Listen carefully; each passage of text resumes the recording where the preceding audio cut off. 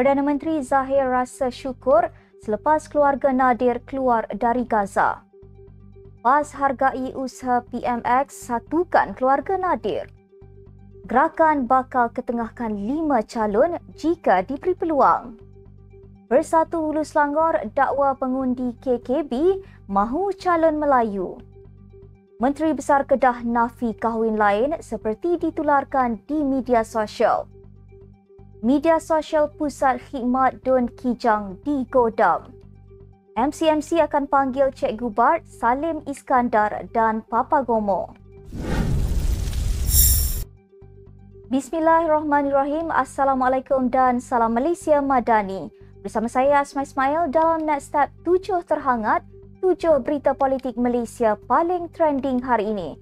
Jangan lupa untuk subscribe YouTube Netstat TV dan follow Facebook Netstat Malaysia.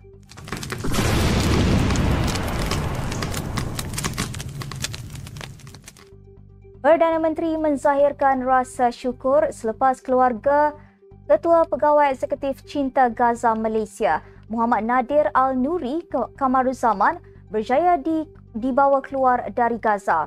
Terdahulu dalam hantaran di laman Facebook, Nadir turut berkongsi catatan 183 hari yang panjang.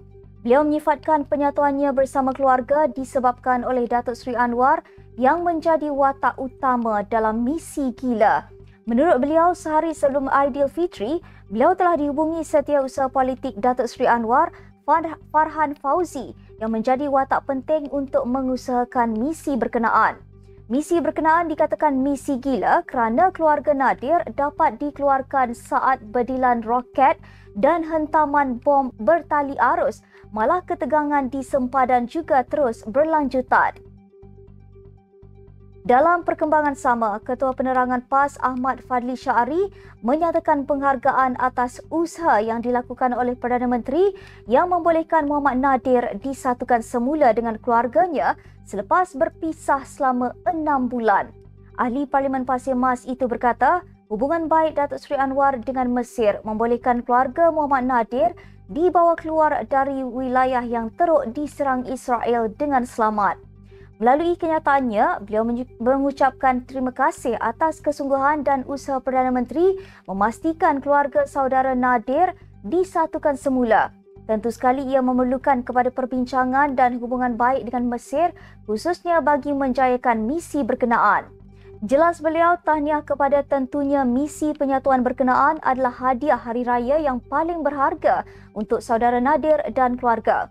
Muhammad Nadir semalam mendedahkan Datuk Seri Anwar merupakan watak utama dalam misi gila membawa keluarganya keluar dari Gaza.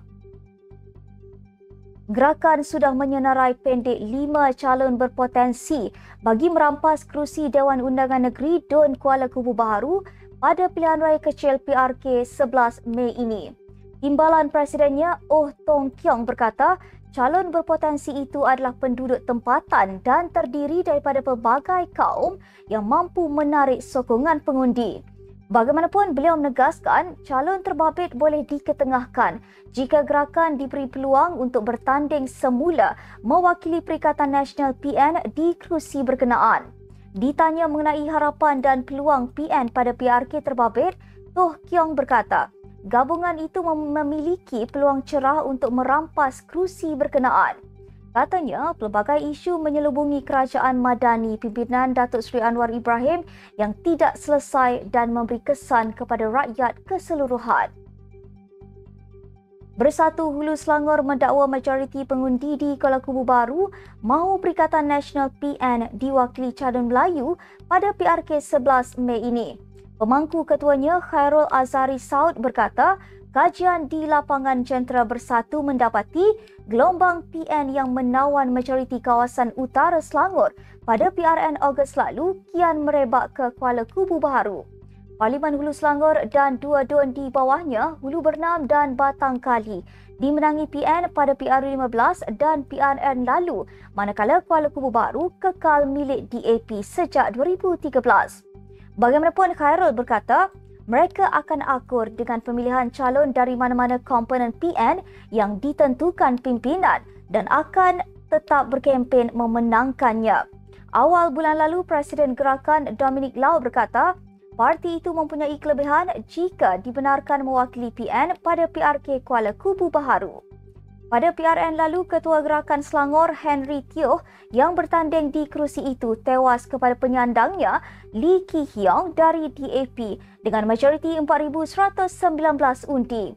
Lee, wakil rakyat 3 Penggal Dun Kuala Kubu Baharu, meninggal dunia akibat kanser pada 21 Mac lalu.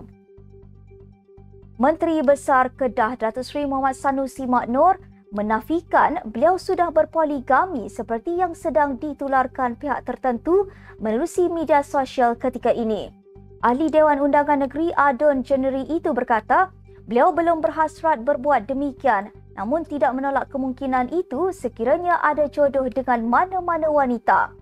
Sebelum ini, tular di media sosial mendakwa Muhammad Sanusi sudah berkahwin lain secara senyap bersama seorang wanita.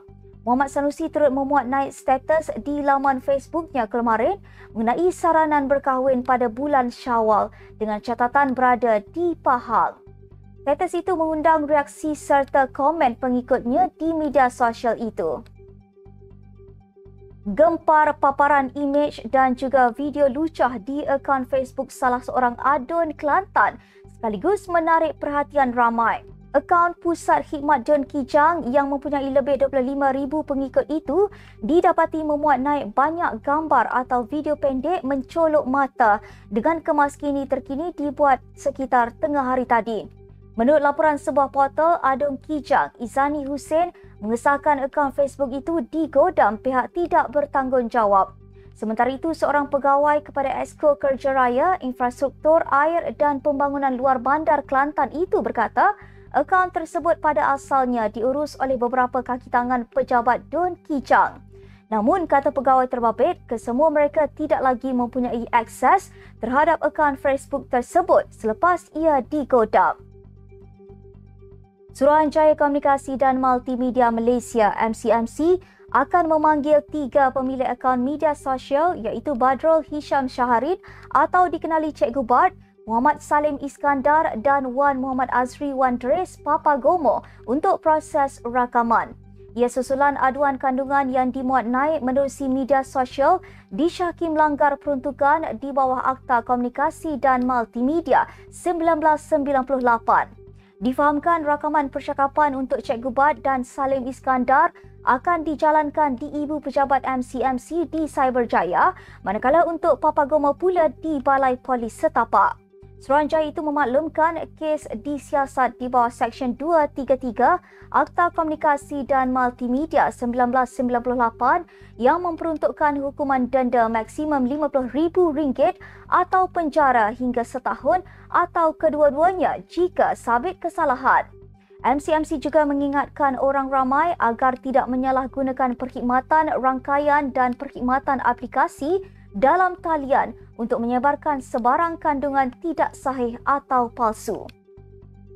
Sekian saja 7 terhangat hari ini. Jangan lupa bersama saya setiap hari pada waktu yang sama untuk ikuti 7 berita politik Malaysia paling trending hanya di 7 terhangat. Follow Facebook Netstat Malaysia dan subscribe YouTube Netstat TV. Netstat Malaysia menjangkau informasi mengorak inspirasi. Saya Asma Ismail. Assalamualaikum dan salam sejahtera.